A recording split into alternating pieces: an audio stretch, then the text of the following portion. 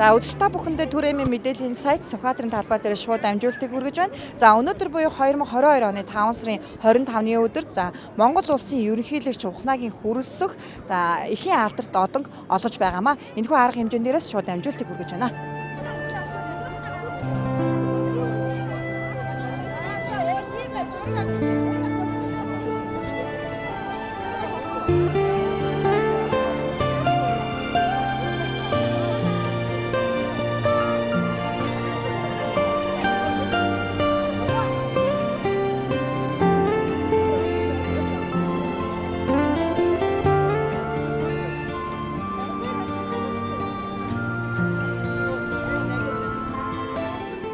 За өнөөдөр болж байгаа үйл ажиллагаан дээрээс алдарт эхийн одонгоо шагнуулсан за эхчүүдээс бас төлөөлөл болгоод танаас бас сэтгэлээ чинь сонсъё.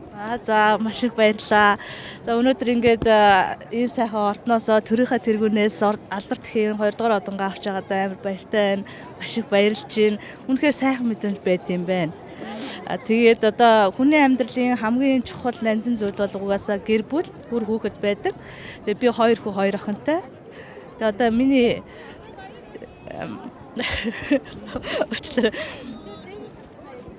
одоо тэгээ намайг хайрлаж, халамжилж яадаг 2 сайхан аав ээжтэй мөн хандаа тэгээд үр хүүхдүүдтэй, ахан дүүстэй маш их хайртай шүү гэж хэлмээр байна. Тэгээд өнөөдөр одон гардаж авч байгаа бүх сайхан ээжүүдтэй баярын мэнд хүргэе, сайн сайхныг хүсье. Удахгүй болох их хүрсэн баярын мэндийг бас бүх Монголынхаа сайхан ээжүүдтэй хүргэмээр байна. Бүгдээрээ сайхан баярлаарай. Монголынхаа сайхан бүх гэр бүлд нь дүүрэн жаргалыг хүсье. За баярлалаа. Баярлалаа.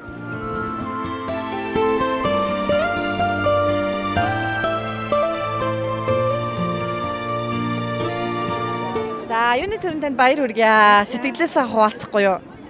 Гоё юм байна. Тэгээд үр хөвгтө гаргаад өсгөөд одонгоо авчих сайхан байна төрдсгөөсөө. Гэр бүлээ танилцуулахгүй юу? Тэр бол манай нэг хонгор цол гэдэг 3 хүнийг охинтой. Намайг Наран туул гэдэг 4 хүүхэдтэй, 3 охин, 1 хүүтэй. Тэгээд өнөөдөр одонгоо аваад айгүй гоё байна. Маш гоё баярт үйл явдал тохиож байна.